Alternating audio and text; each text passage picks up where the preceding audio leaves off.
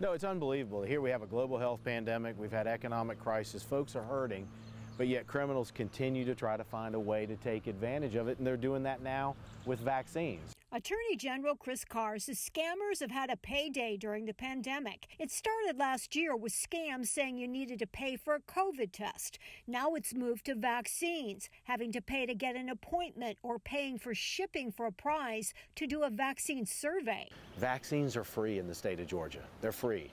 So your viewers should not pay, should not feel compelled to pay. Don't be pressured to pay. Look, criminals are always trying to stay ahead of the game.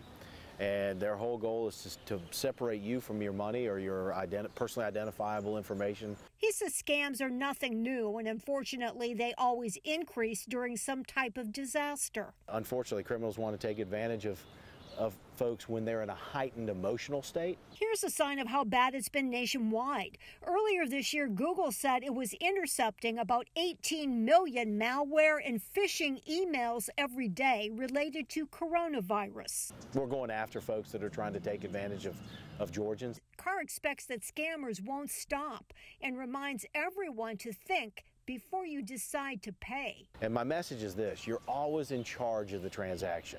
If you get an email or a phone call or a text or somebody comes to the door offering you something and you weren't expecting it, stop. Close the door, hang up the phone, click out of the email.